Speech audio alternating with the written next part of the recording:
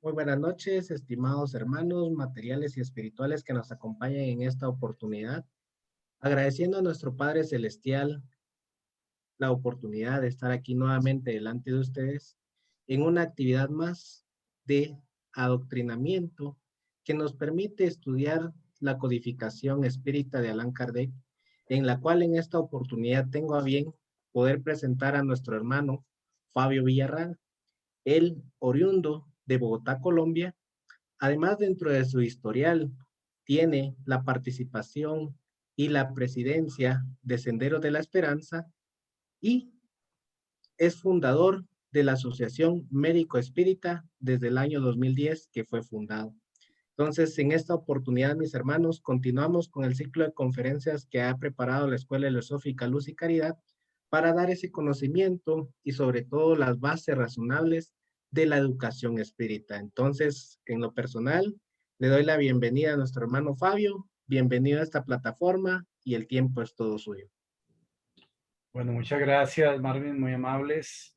Entonces, nos encomendamos a Dios, a los guías y protectores, al Maestro Jesús de Nazaret, en estas jornadas divulgativas, especialmente para todos nuestros compañeros de la cadena heliosófica guatemalteca, en especial para esta benemérita institución de luz y caridad que hoy nos acoge dentro de esta virtualidad para este desarrollo de esta temática en especial que se ha titulado precisamente sobre estos retos que tenemos todos en el momento espírita y en especial dentro del el parámetro de la educación y como ha sido llamada esta charla, el reto de los centros espíritas para la educación espírita.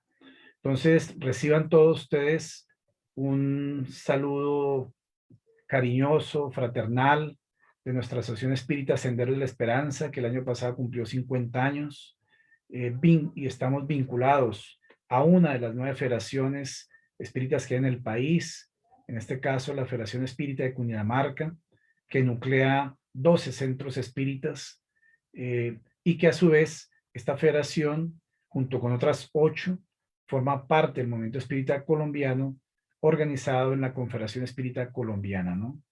Entonces, también, como ya se dijo inicialmente Marvin, estamos vinculados, comprometidos con la Asociación Médico Espírita de Colombia para poder unir esta ciencia de la salud con la ciencia espírita y extractar de toda esa unión toda la información teórico-práctica, no solamente para nuestras vidas, sino para toda la academia, las instituciones de salud que también necesitan de estos nuevos paradigmas de salud y sobre todo que la doctrina espírita aporta fundamentalmente en estos campos, ¿no? Entonces, eh, vamos a adentrarnos un poco para mirar cuáles son esos retos que tenemos en nuestros centros espíritas hoy día para la educación espírita, ¿no? Y entonces, obviamente, cuando hablamos de retos, hablamos de desafíos, hablamos de circunstancias que nos ponen a pensar para saber cómo podemos hacer mejor las cosas, cómo podemos lograr mejor las cosas en torno a la educación espírita y entendida la palabra educación, cómo la entendemos dentro de la doctrina espírita, como la entendía Kardec, como la entendía Pestalozzi, como la entendían los grandes educadores de la humanidad, como la entendía el Maestro Jesús, como la entendía todos aquellos que saben que en lo profundo del alma están las respuestas para poder educar mejor un ser humano. Ya lo expresaba uno de los grandes sabios de la antigüedad, Pitágoras de Samos, cuando él decía, eduquemos a los niños y no necesitaremos punir a los hombres. Es decir, ¿por qué tenemos que en nuestras sociedades crear normas, legislaciones coercitivas para punir y castigar a los hombres porque no fuimos capaces de educar a los niños? Entonces, miremos que estos sabios de la antigüedad, y eran sabios porque ellos dominaban varios aspectos, no solamente de las ciencias, sino también de los campos de la filosofía, de la moralidad, de la práctica, ¿no? Y conocedores profundos del pensamiento humano, de la espiritualidad humana, sabían que realmente el proceso educativo iba mucho más allá de una simple transmisión de información.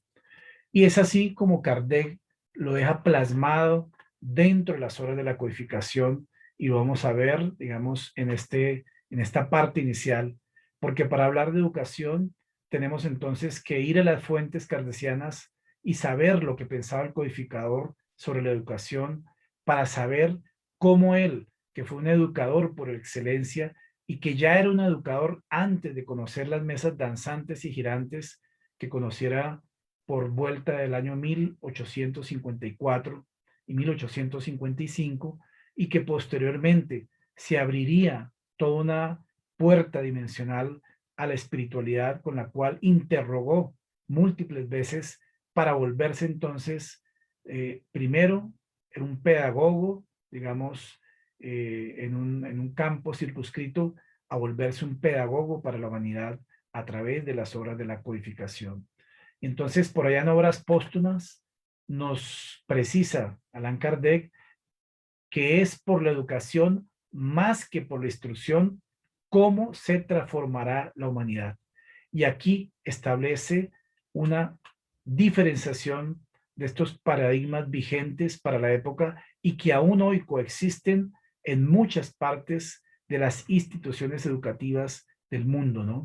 La diferencia que hay entre la educar un ser humano y la diferencia que hay en solamente darle instrucción a un ser humano. Entonces, es una gran diferencia. Kardec la entendió, Pestalozzi la entendió, los sabios de la antigüedad la entendieron, y sobre todo el espíritu de verdad, ese grupo de espíritus sublimes que serán a la tarea de responder todas las inquietudes de Kardec y de orientar el proceso del conocimiento que fue vertido en las horas de la codificación, y que obviamente contiene un conjunto de conocimientos que sí, digamos, revisados y todo eso genera una instrucción para el ser humano, pero que si tiene un efecto realmente profundo en el alma, es un proceso más educativo que instructivo, ¿no? Entonces, miraremos por qué Kardec consideraba la educación como esa palanca por la cual la humanidad puede llegar a transformarse.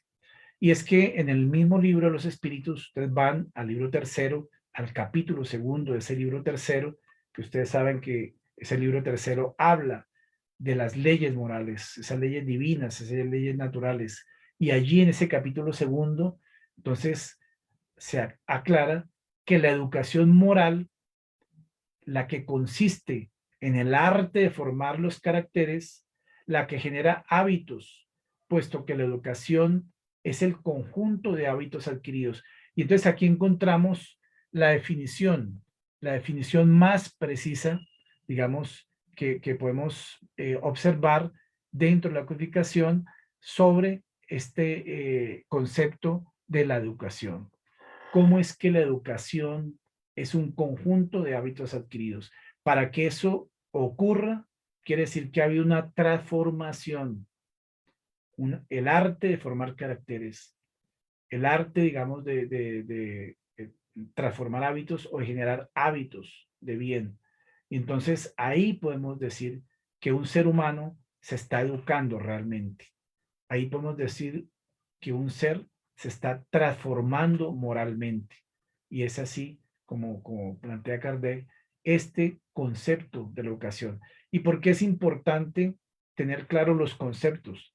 Porque teniendo claros los conceptos, vamos entonces, digamos, a esa otra parte que es el proceso, digamos, de transmitir adecuadamente estas definiciones, estos conceptos, para posteriormente tener una unidad doctrinaria en la práctica, ¿no?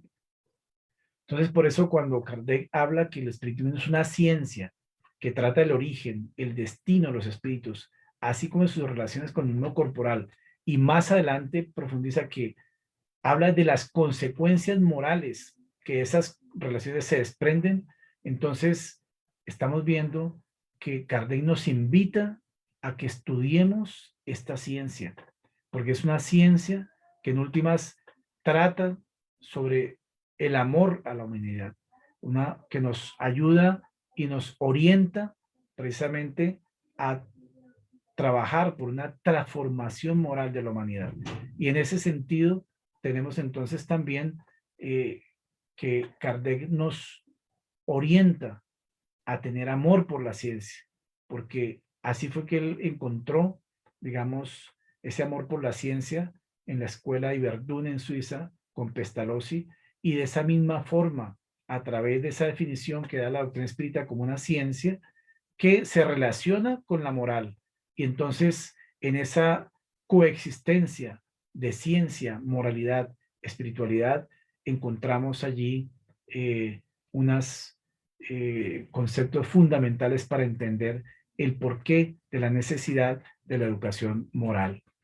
Y es que si hablamos de nuestras casas espíritas, de los retos de nuestro centro espírita, y sabemos qué es el centro espírita como tal, qué son nuestras instituciones, y las entendemos como núcleos de estudio, las entendemos como escuelas de formación espiritual y moral, pero basadas en qué? En el estudio de la doctrina espírita, basadas en qué? En la formación moral y espiritual, pues obviamente en base a los principios doctrinarios espíritas.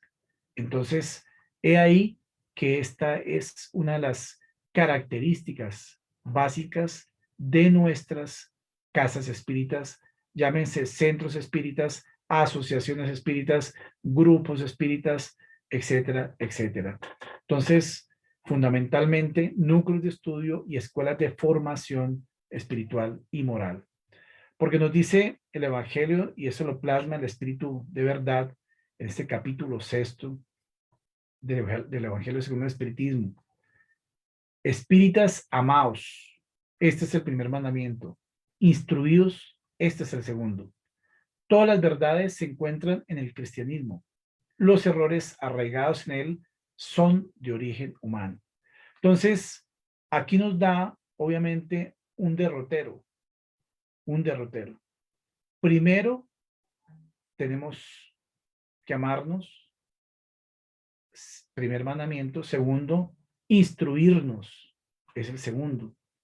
Pero entonces, este es un proceso de los más complejos que se pueden encontrar dentro de la expresión humana, ¿no? Porque es la comprensión profunda de la ley de amor.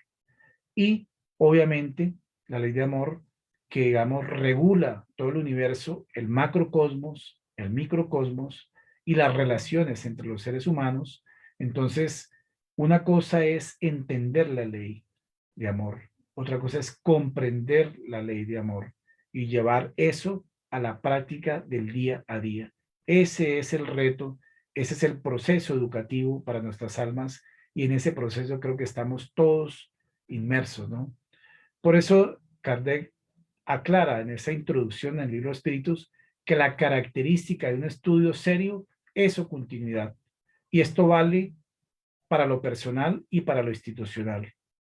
Conocemos personas que empiezan, digamos, con ese ímpetu de querer estudiar la doctrina espírita, pero, digamos, no tienen continuidad. Un impulso que coge fuerza y que de pronto se desinflan, terminan, digamos, leyendo cosas muy esporádicas.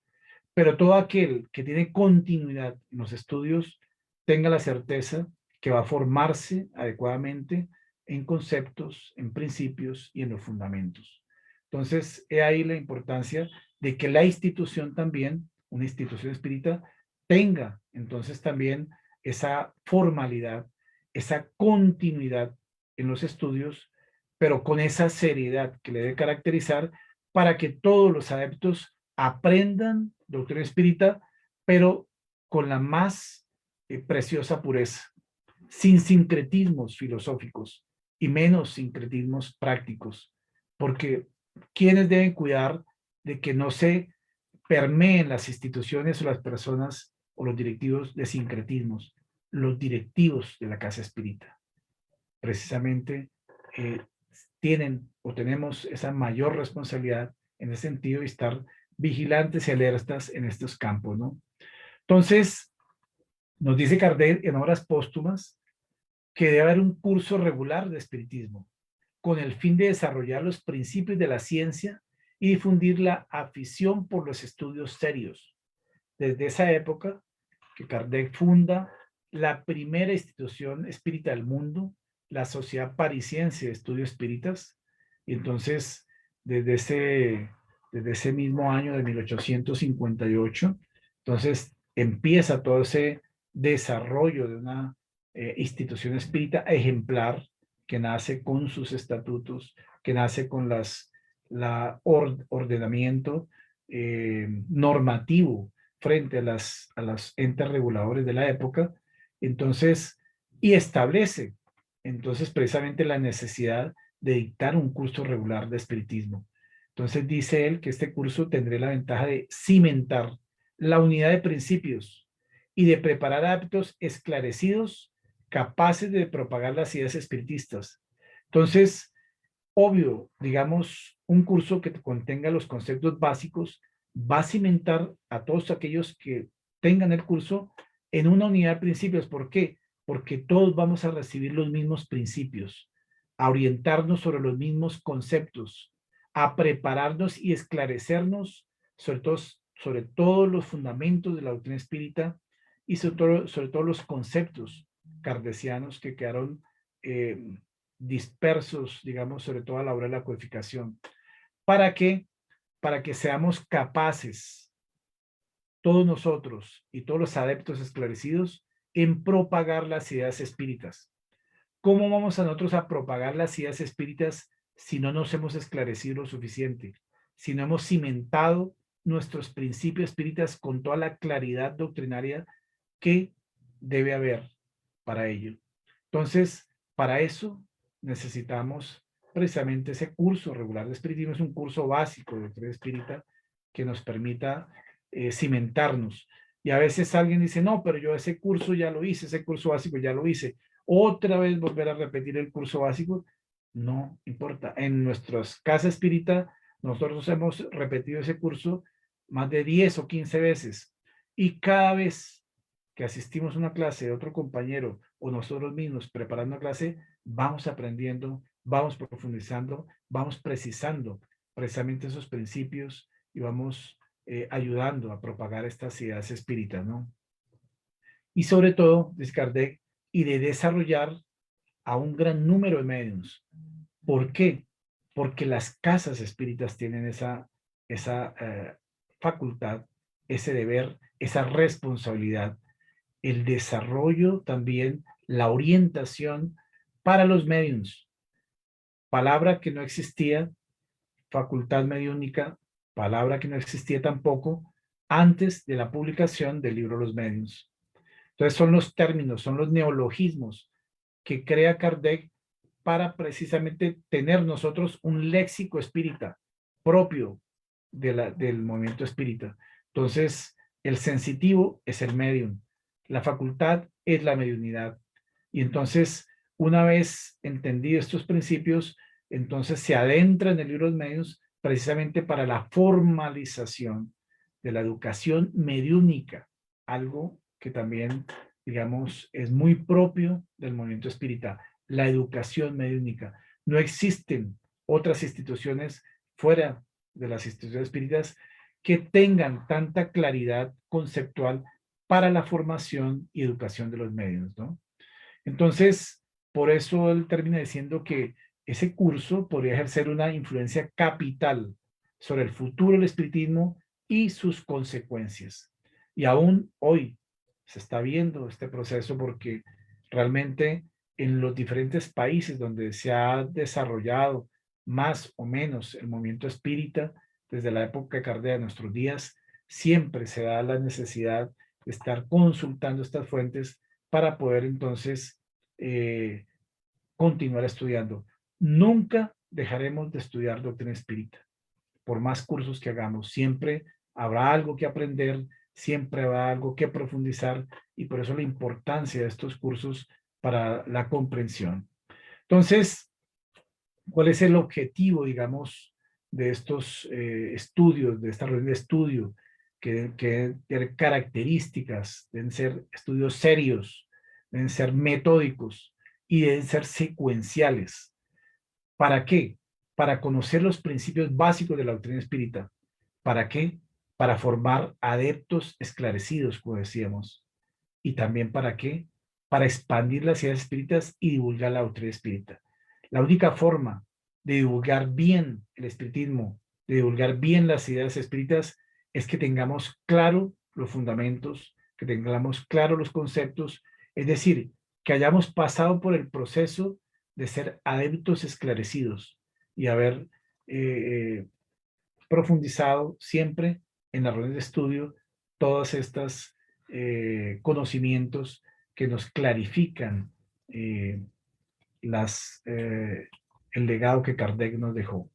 Entonces, ahí podemos entender por qué Kardec nos habla de esta fuerza del espiritismo en el Evangelio, según el espiritismo, en la introducción, cuando habla de la autoridad de la doctrina espírita y dice que esta universalidad de la enseñanza de los espíritus constituye la fuerza del espiritismo. Y el espiritismo es una verdad que no teme ni la mala voluntad de los hombres, ni las revoluciones morales, ni los cataclismos físicos del globo, porque nada de esto puede alcanzar a los espíritus.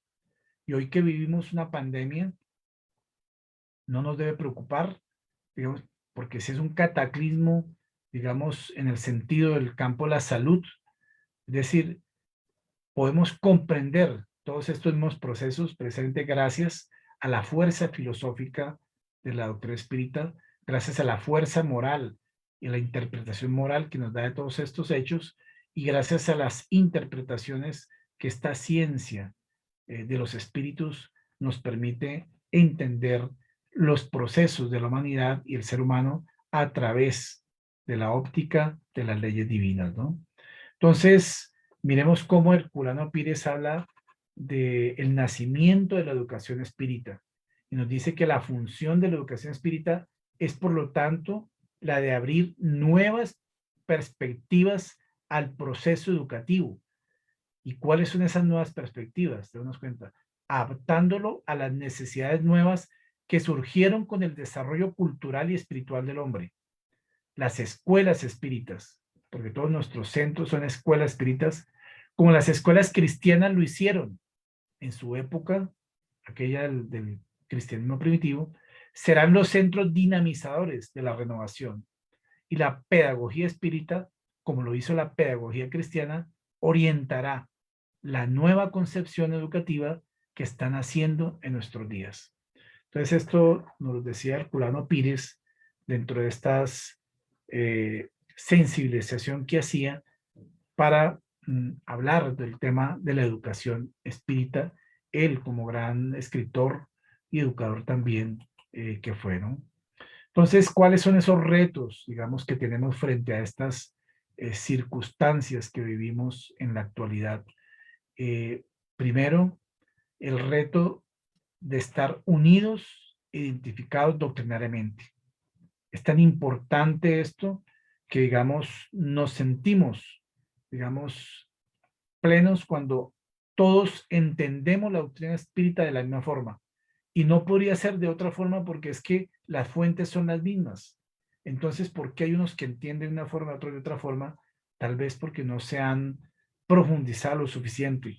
Porque, digamos, si todos vamos a las mismas fuentes, con el tiempo tenemos que entenderlos de la misma forma. Debe existir una identidad doctrinaria, debe existir una unidad. Entonces, por eso dice Kardec en Obras Póstumas que uno de los mayores obstáculos capaces de retardar la propagación de la doctrina espírita sería la falta de unidad. El único medio de evitarla, si no en el presente, por lo menos en el futuro, es exponerle en todas sus partes e incluso en los más mínimos detalles con tanta precisión y claridad que sea imposible cualquier interpretación divergente. Entonces, ¿cómo hacemos nosotros para presentar la doctrina espírita con precisión y claridad? Teniendo nosotros esa precisión y esa claridad por dentro, teniendo esa formación precisa, teniendo esa claridad doctrinaria precisa internamente, en nuestras mentes, en nuestras almas, en nuestro proceso educativo. ¿Para qué? Para que no hayan interpretaciones divergentes. ¿Qué significa una interpretación divergente? Los que piensan, por ejemplo, que determinado carácter es el más importante, el científico, por ejemplo, y desdeñan el filosófico o el moral. O los que piensan que el filosófico es el más importante y desdeñan lo científico y lo moral. O aquellos que consideran que el carácter moral es el más importante y desdeñan lo científico y lo filosófico. O aquellos que se generan, digamos, se inclinan con una determinada interpretación divergente de una determinada área, y así han surgido movimientos enteros como el rostanguismo, el espiritismo laico, espiritismo evangélico, espiritismo, etc. Le ponen adjetivos a la doctrina espírita cuando realmente espiritismo solo hay uno. Vamos al punto: unidad e identidad doctrinaria, precisión y claridad. Y así se evitarán las interpretaciones divergentes, porque no las tuvo Kardec en su Sociedad Parisiense de Estudios Espíritas y en la divulgación amplia que hizo en todas las obras de la codificación y en la revista espírita. Entonces los retos son personales, los retos pueden ser institucionales, obviamente, porque como centro espírita tenemos el reto de aprender a educar. Como dentro del área personal tenemos el reto de aprender a educarnos interiormente, de aprender a formarnos interiormente. Kardec tuvo muchos retos y todo lo fue superando. Retos en lo personal, retos en lo institucional, pero estuvo acompañado de muchos grupos, sobre todo el gran grupo de Espíritu Verdad, que lo sustentó en todos sus retos y en todos sus desafíos, tanto personales como institucionales.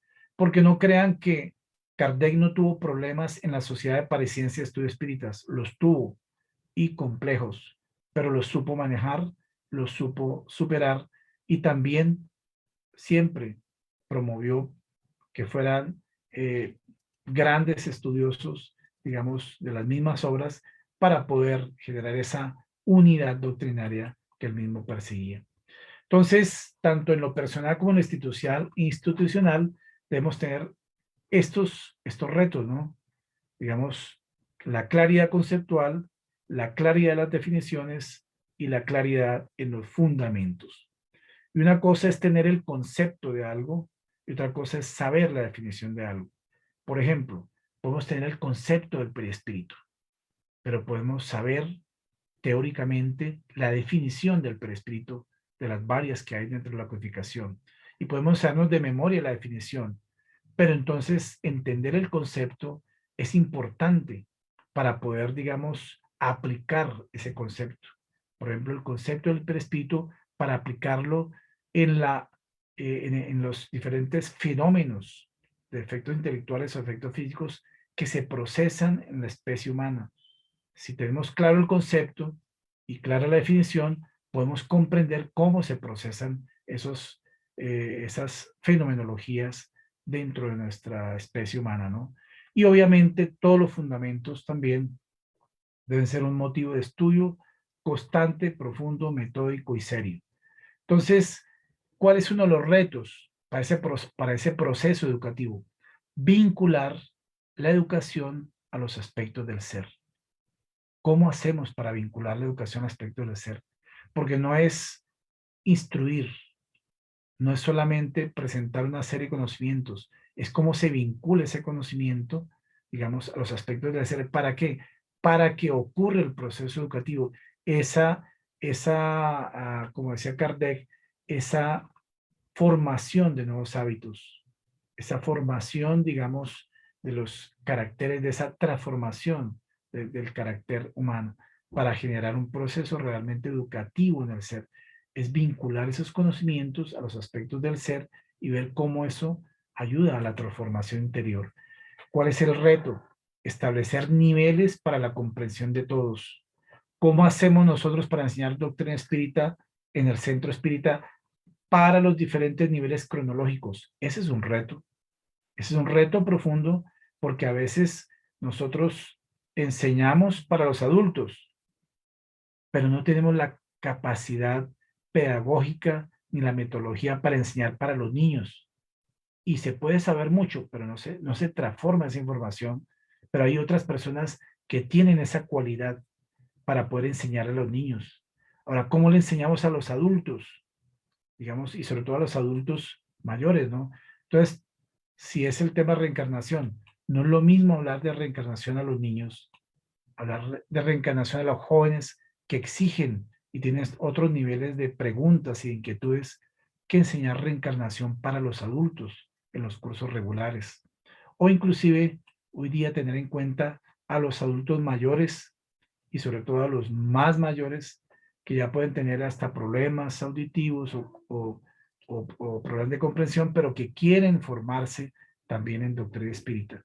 Tenemos que tener entonces esa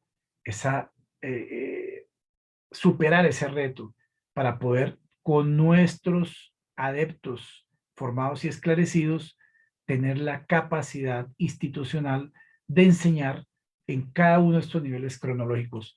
Y así como existe en reencarnación, lo mismo en inmortalidad, cómo enseñamos el concepto de la inmortalidad a los niños, cómo y a través de qué ejemplos o qué dinámicas podemos enseñar la inmortalidad, el concepto de la inmortalidad en los jóvenes o en los adultos, ya a través de los 3 caracteres de la doctrina espírita. Podemos hablar de la inmortalidad de la parte filosófica, podemos hablar de la inmortalidad de la parte científica, o podemos hablar de la inmortalidad de los contenidos morales.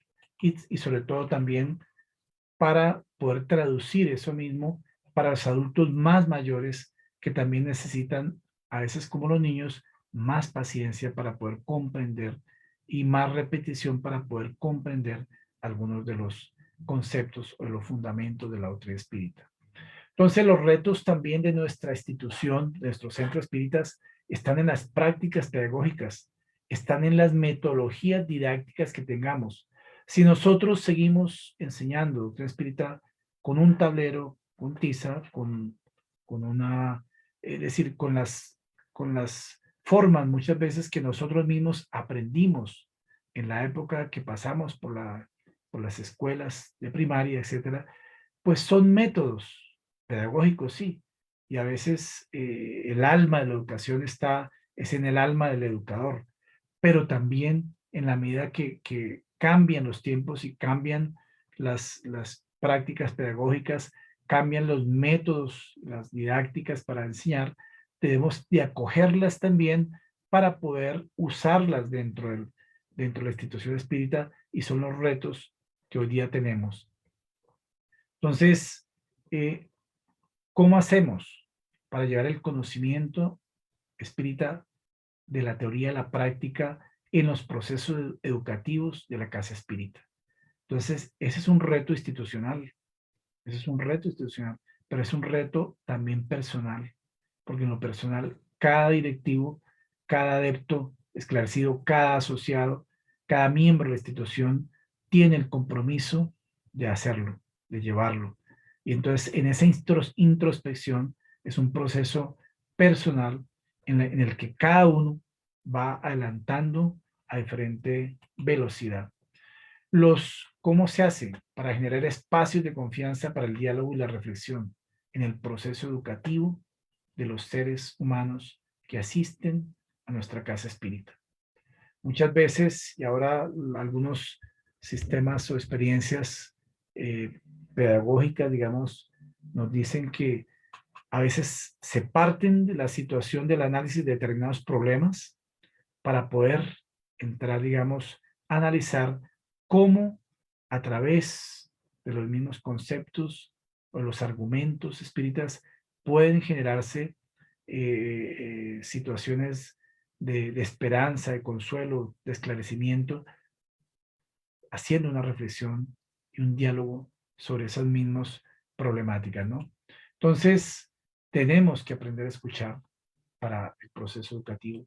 Tenemos que, como dice en esta obra que recomendamos a todos, Momento de Educación, de Juana Iribaldo, donde nos hace una invitación a la educación, pero a través de diferentes aspectos con los cuales la educación, entendida desde el punto de vista espírita, como esa formación de caracteres, con esa transformación de hábitos, con esa transformación moral, nos enseña a través de estas páginas de esta pequeña obra cómo es ese proceso educativo en la familia, en la sociedad, en el ambiente doméstico, en el trabajo, en el campo, digamos, de la educación sexual, y cómo podemos entonces entrar y comprender más esa pedagogía de Jesús, ¿no?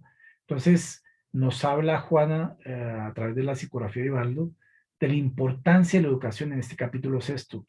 Y obviamente nos dice que pues la educación académica es muy importante porque nos forjan determinados conocimientos para la época actual en que nos encontramos.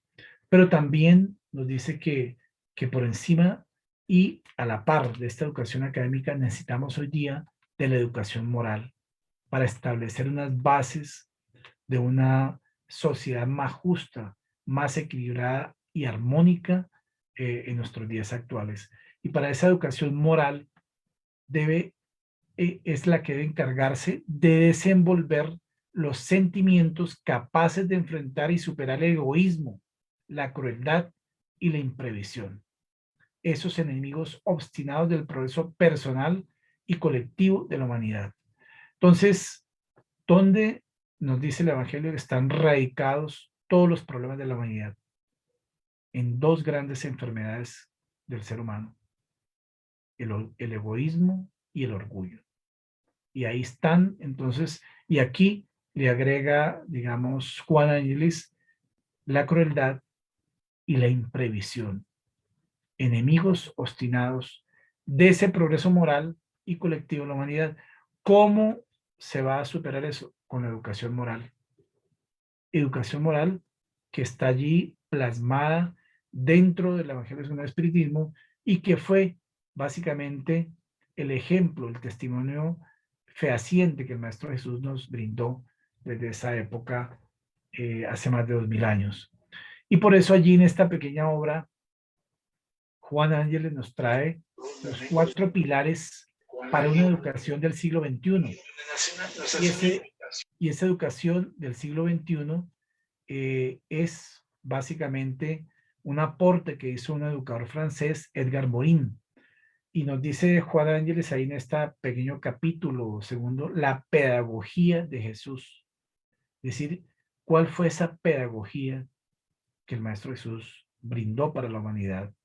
Que es considerado no solamente el gran médico de almas y cuerpos, sino el gran pedagogo de la humanidad a través de la ley de amor. Y esos 4 pilares, según Morin, están enmarcados, primero, en el aprender a conocer, en el aprender a ser, en el aprender a convivir y en el aprender a ser. Entonces, una cosa es aprender a conocer la ley de amor, que el Maestro Jesús ejemplificó, pero otra cosa es aprender a ser lo que él nos indicaba en sus parábolas del buen samaritano, etcétera, que son ejemplos fehacientes de la ley de amor. El mayor testimonio de la ley de amor nos lo dio el mismo Maestro Jesús cuando nos dice que tenemos que aprender a amar a nuestros enemigos. Es aprender a ser, es aprender a convivir. Y cuando aprendemos a convivir, entonces aprendemos a ser. Aprender a ser es ya, estamos en el nivel de la transformación moral. Hemos pasado por todos los otros 3 estadios anteriores y cuando aprendemos a ser amorosos en la vida, ya es un nivel de adquisición de del dominio de estos 4 pilares de la educación del siglo XXI. Es un proceso y cada uno estaremos en diferentes niveles o traslapando un nivel con otro, pero es un modelo, digamos, que nos orienta este educador francés en base a esta pedagogía de Jesús. Entonces, dentro de estos retos de la casa espírita es también aprender a dialogar de manera más colaborativa, digamos, precisamente para establecer estos espacios de diálogo y de reflexión en el sentido de que la educación es un proceso multidireccional entre unos y otros y así comprendernos mutuamente, ¿no? Abrir los espacios de realimentación para permitir el intercambio bidireccional. ¿Cómo hacemos nosotros, digamos, para conocer nuestros defectos si solo nosotros mismos nos estamos viendo a nosotros mismos? Tenemos que abrir esos espacios y precisamente son las demás personas que muchas veces nos dicen cómo somos nosotros y también nosotros podemos mirar en otros los defectos, no para obviamente criticar, sino con el ánimo de que las personas también cambien, se transformen, porque la felicidad está en ver la transformación personal, pero en ver también la transformación de quienes están a nuestro alrededor y que nos quieren y que nosotros también queremos para poder tener entonces una evolución conjunta, ¿no? Eso es permitir ese intercambio bidireccional para alcanzar otros niveles superiores de conciencia. Y lo hacemos a través de los procesos educativos de interacción que hay en nuestras casas espíritas ahora dentro de estas modalidades virtuales también para establecer estos espacios amplios, ¿no? Entonces, nuestro reto, tener claridad doctrinaria en lo personal y en lo institucional. Nuestro reto, conocer los fundamentos con precisión. No podemos enseñar doctrina espírita si no conocemos los fundamentos, porque ante cualquier pregunta podemos quedar cortos para poder explicar algo si no lo entendemos, si no lo conocemos. Entonces, para eso necesitamos manejar los conceptos kardecianos. Cómo entender la reencarnación desde la óptica espírita? ¿Cómo entender la inmortalidad desde la óptica espírita? ¿Cómo entender la pluralidad de los mundos habitados desde la óptica espírita? ¿Cómo entender la ley de causa y efecto desde la óptica espírita? Eso es manejar los conceptos, eso es manejar los fundamentos, y ese es un reto para todo espírita, para todo adepto, para todo simpatizante y para toda casa espírita que debe tener la responsabilidad de generar los espacios para que ello se dé a través de los cursos regulares, como decía Kardec. Y entonces, obviamente, tenemos que actualizar tecnologías para la educación, para esa transmisión del conocimiento, pero que genere esa reforma en el carácter, que genere esa transformación de hábitos, que es el objetivo de la educación. Actualizar métodos pedagógicos y obviamente siempre utilizando las fuentes kardecianas. Recuerdo que la primera vez que nosotros hicimos aquí en Colombia una conferencia espírita utilizando un medio audiovisual fue con un aparato que nos prestaron donde colocamos un acetato y el acetato se proyectaba en un espejo y ese espejo proyectaba en la pared la imagen que habíamos colocado en el acetato. Y fue la primera vez que aquí en la Federación Espírita de Dinamarca se usó históricamente un aparato tecnológico para plasmar conceptos kardecianos y transmitirlo en una conferencia. Después aparecieron los aparatos de proyección de diapositivas y después hoy día ya vemos que el PowerPoint y muchas otras aplicaciones nos permiten manejar el conocimiento, pero esto es conocimiento e instrucción. Pero para que esta instrucción llegue al proceso educativo se necesita aún dar unos pasos más en el discernimiento personal y en la toma de decisiones interiores para que eso genere una transformación interior, ¿no? Entonces, para mantener esta unidad e identidad doctrinaria, obviamente se debe gestionar que en todos los campos de la casa espírita, tanto en el de mediunidad, de asistencia espiritual, de familia, infancia y juventud, de formación doctrinaria, de comunicación y de asistencia y promoción social, deben haber procesos de capacitación y sobre todo de educación en cada uno de ellos para todos los adeptos que estén trabajando en cada una de estas áreas. Es decir, la gestión del conocimiento debe llevar a la gestión educativa y debe existir entonces entre todas las áreas una unidad e identidad doctrinaria, a pesar de que estemos trabajando en una o varias áreas de la casa espírita. Entonces, nos dice el espíritu de Viana de Carballo en esta obra, Actualidad del Pensamiento Espírita, ante esa pregunta que le hicieron, que si entre los espiritistas hay muchos que aún no entendieron los contenidos doctrinarios más importantes, ¿qué estaría faltando al movimiento espírita para corregir esa falla? Y nos habla precisamente que por esta razón el aprendizaje de sus postulados con su correspondiente evidencia se da paulatinamente. La conquista de la conciencia espírita ocurre cuando el profesante de la causa puede discernir el comportamiento que debe ser aplicado a lo cotidiano de su vida. Y aquí esta palabra discernir nos hace acordar del profe Jaime Rodríguez, que siempre nos habla del discernimiento, una cualidad, una facultad especial del ser humano de aprender a discernir el comportamiento que debe ser aplicado en lo cotidiano de su vida. Por lo tanto, cuando se encuentra esclarecido con respecto a las responsabilidades que le caben, he ahí, digamos, uno de los retos. Entonces, conquistar la conciencia espírita. Pero también nos habla de que deben existir unos programas didácticos bien elaborados, cursos de divulgación y trabajos de fácil aplicación que se multiplican bajo cuidados especiales. El espíritu de Viana de Carballo, nos decía Divaldo Pereira alguna vez, es de los espíritus que orientan sus conferencias y todo su programa divulgativo a través de la tribuna espírita. Y él domina esa parte de la ciencia espírita y entonces tiene una claridad desde esa dimensionalidad de la espiritualidad para poder generar estos conceptos, estos fundamentos que están plasmados en estas respuestas a esta obra, Actualidad del Pensamiento Espírita.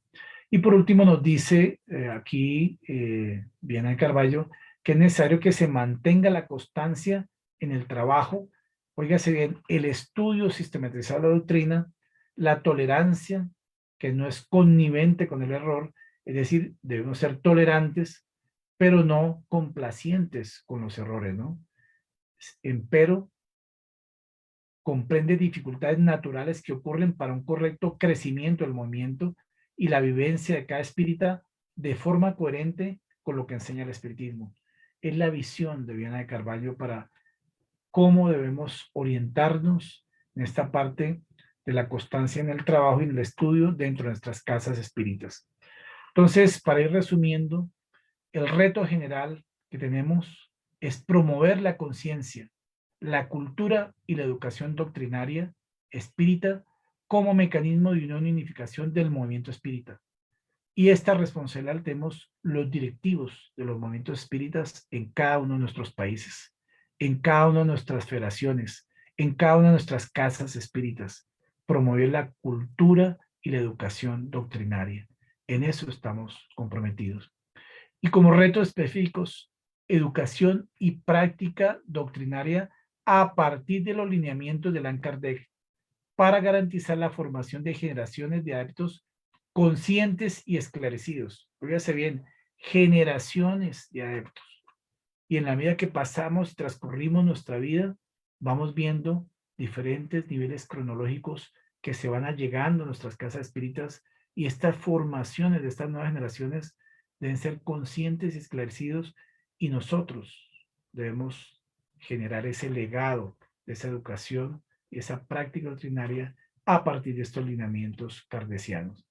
Otro reto específico, propender por la pureza e identidad doctrinaria de la casa espírita, retomando las bases kardecianas en cuando en estos tiempos de transición planetaria que son tiempos difíciles, de dificultades socioeconómico, ambientales y espirituales, y sin embargo debemos mantenernos dentro de esta identidad y pureza doctrinaria. Otro reto específico, la implementación estratégica de modelos y actividades pedagógicas que conlleven al debido raciocinio y comprensión del ideal, obviamente estamos allí entonces metidos dentro de esta implementación estratégica que esto da pues para mucho más en estos campos pedagógicos, pero es orientada a la educación en nuestras casas espíritas. Entonces, dentro de las múltiples actividades que pueden proponer, obviamente aquí hay apenas un ejemplo: diseño y elaboración de seminarios virtuales y presenciales en materia de capacitación para la educación espírita. Y aquí caben todos los cursos básicos, cursos regulares de espiritismo, como lo decía Kardec, cursos de educación mediúnica, cursos especiales para la formación de trabajadores espíritas, etcétera, etcétera. Entonces, hoy día la virtualidad, bien dicen, llegó para quedarse y va a ser mucho más fácil y más práctico en muchas oportunidades hacerlo bajo esta modalidad. Entonces, dentro de las metodologías se pueden aplicar el diálogo problemático, el planteamiento de una problemática, una descripción de esa parte de situaciones eh, problemáticas y que generan entonces un reto para la enseñanza y que nos ayuda, digamos, a aplicar estos principios doctrinarios para poder resolver estos problemas, ¿no? Otra metodología, digamos, como momentos de estudio, que lo hacemos seguramente en muchas casas espíritas: lectura y profundización y aplicación de estos conocimientos. Y una herramienta psicopedagógica, la comprensión moral, para incentivar la convicción moral. Pero para esta comprensión moral se necesita que el adepto o el educador tenga esta claridad doctrinaria en el campo moral para poder usar esta herramienta psicopedagógica de la mejor forma. Entonces, ¿qué esperamos nosotros a través del tiempo, a través del cumplimiento de estos retos?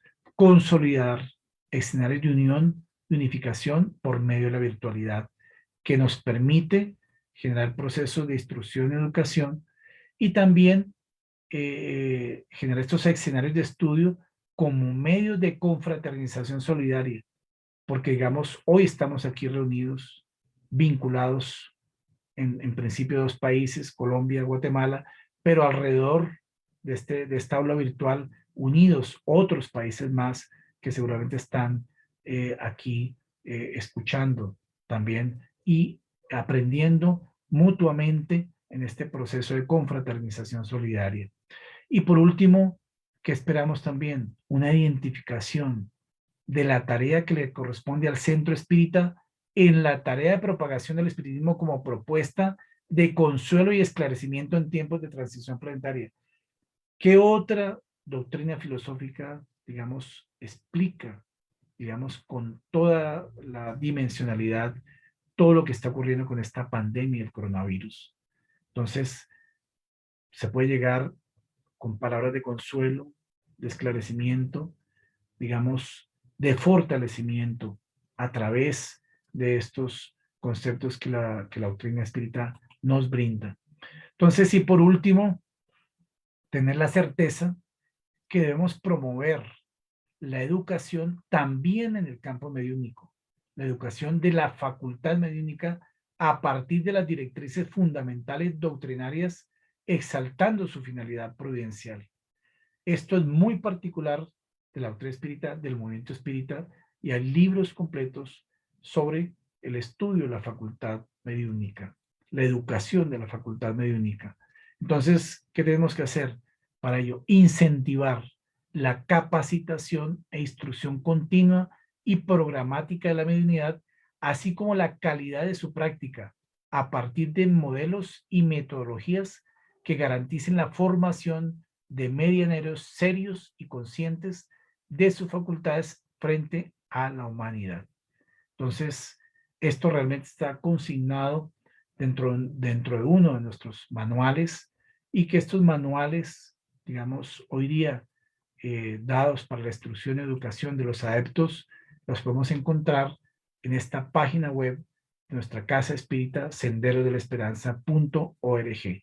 Entonces, gracias a todos ustedes por estar aquí presentes en este auditorio virtual y a todos los compañeros del Movimiento Espírita guatemalteco, de la cadena heliosófica guatemalteca y de esta benemérita institución de luz y caridad que hoy nos ha permitido este espacio de confraternización solidaria para, digamos, compartir estos momentos educativos, como es estos retos para la educación espírita en nuestros centros espíritas.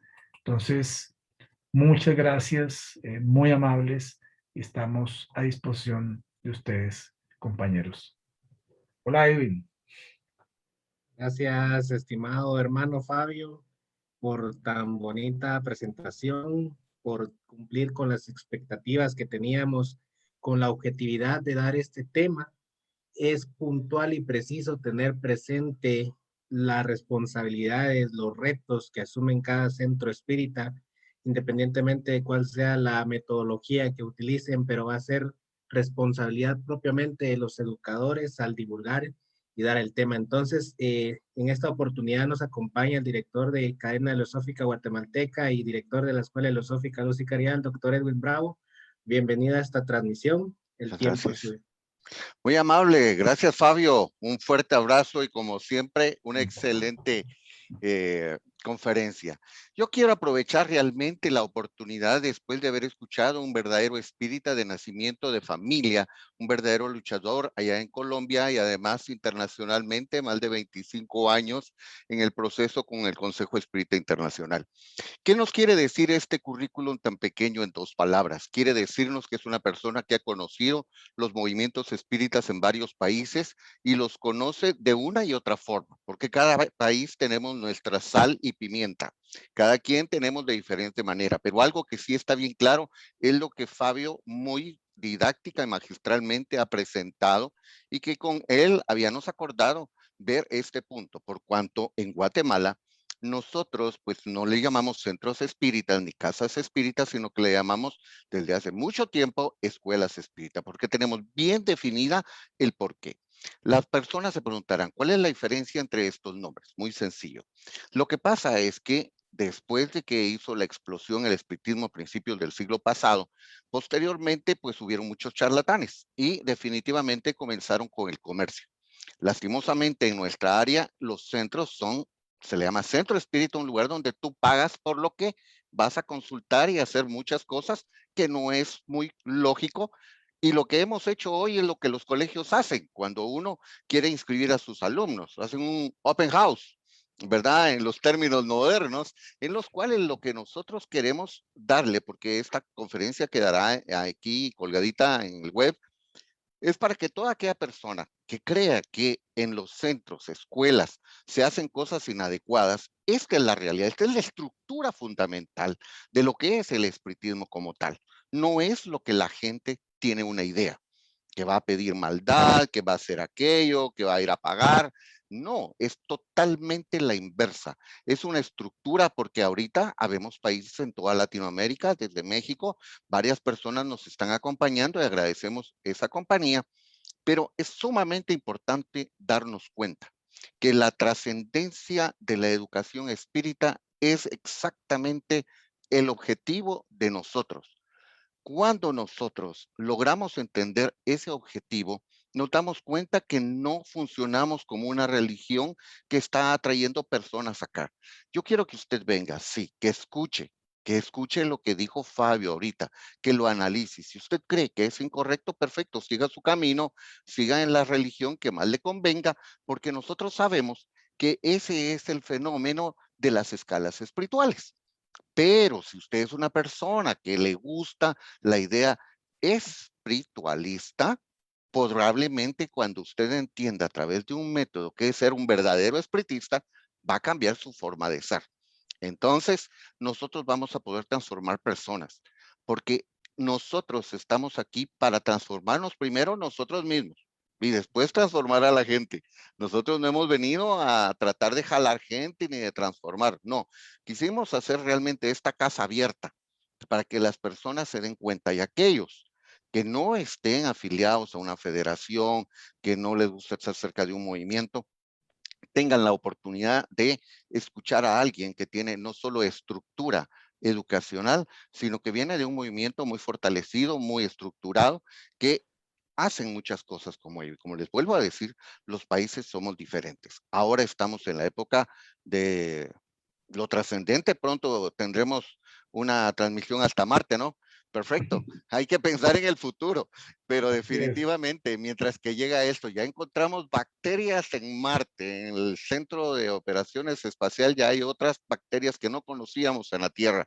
Bueno, esto sigue, nosotros somos pasajeros aquí, vamos a dejar estos cuerpos, pero tenemos que dejar algo muy importante.